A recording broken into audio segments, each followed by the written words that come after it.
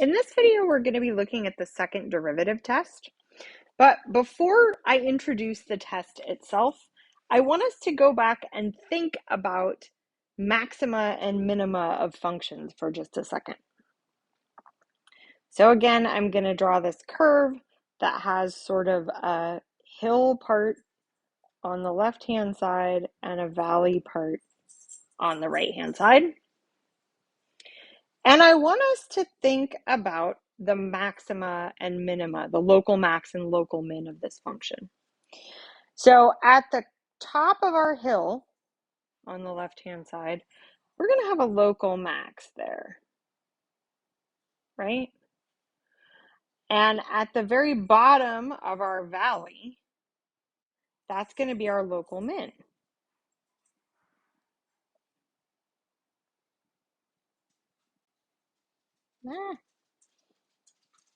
There we go, local min.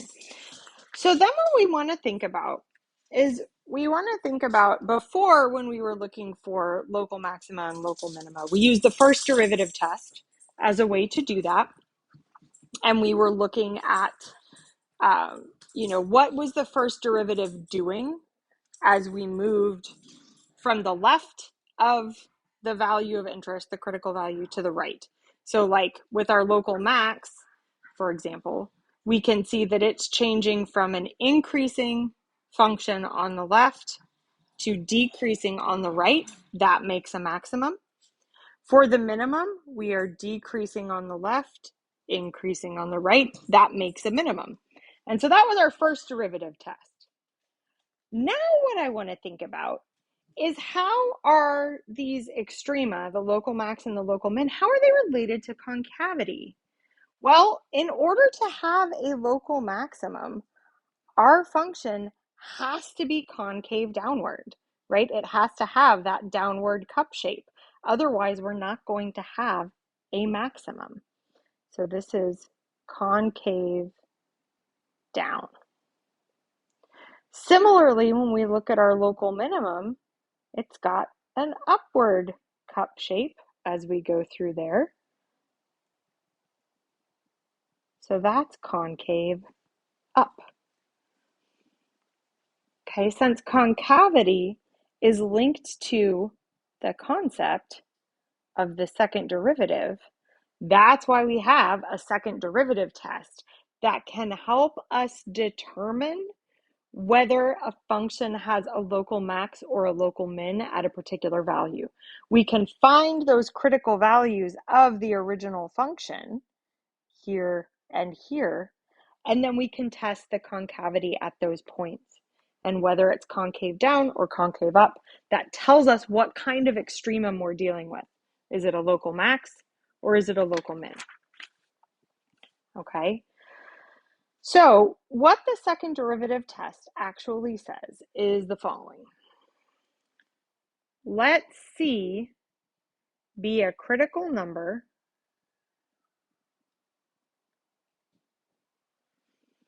of the function f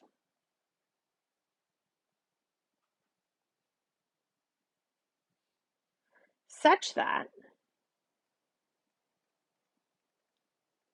f prime of C equals 0 and f double prime of x exists for all x in some open interval containing C.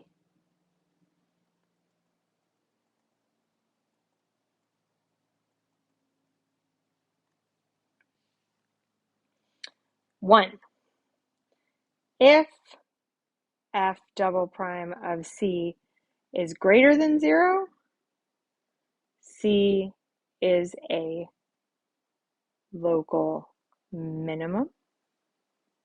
So again, upward concavity, upward cup shape means that critical value is at the bottom of our valley.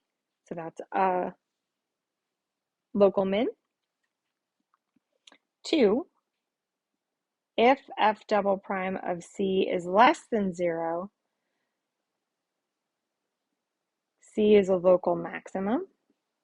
Because again, if we're thinking about downward concavity, we're thinking about that hill, right? Downward cup shape. So we're going to have a local max at that critical value. And then the third case is inconvenient, but it does sometimes come up.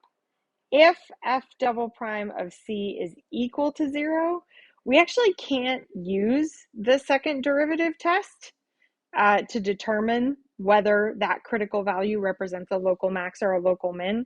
So we would have to go back to the first derivative test that we covered earlier to look at whether the function is increasing or decreasing on either side of that critical value, and what does that imply about the kind of extremum we're dealing with. Okay. So let's take a look at an example here where we want to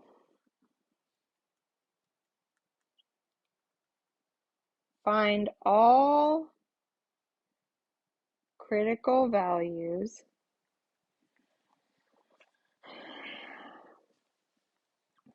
and use the second derivative test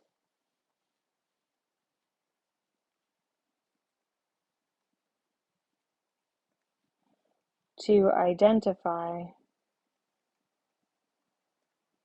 the types of extrema.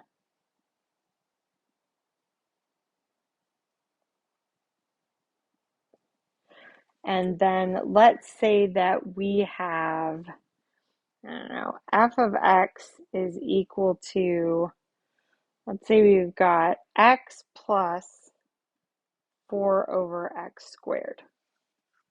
Okay. So first step is we need to identify the critical values. Where do critical values happen? Well, they happen when our first derivative of the function is equal to 0. So we need to start by finding our first derivative, setting it equal to 0, and solving. Again, I'm going to write this in a slightly different format. I'm going to write it as x plus 4 times x to the negative 2, just because that's going to be a little easier. So here, if I take the derivative of x, I get a 1. If I take the derivative of 4x to the negative 2, I'm going to get negative 8x to the negative 3. Okay.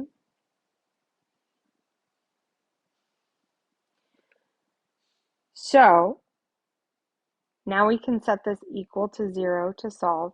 You can leave it in this format, or if it's easier for your brain, you can always change it back to this, 1 minus 8 over x cubed, to try and determine where is this equal to 0. I'm going to add that term to the other side.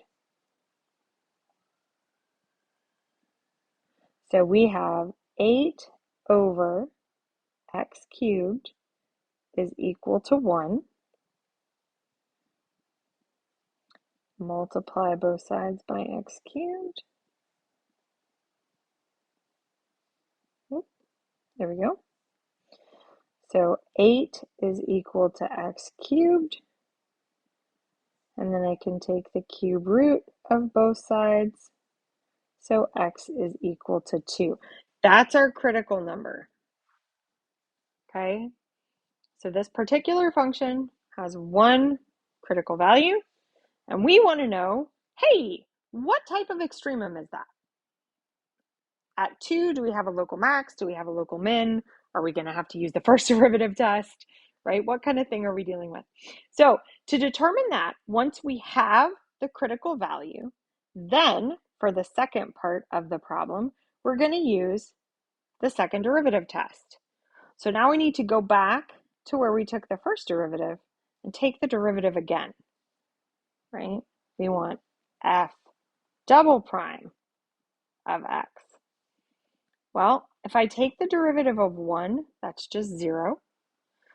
Looking at the second term of f prime of x, The 3 is going to come down, multiply the negative, or sorry, the negative 3 is going to come down, multiply the negative 8. So we have 24x to the, and then we subtract 1 from the exponent. 24x to the negative 4. Okay.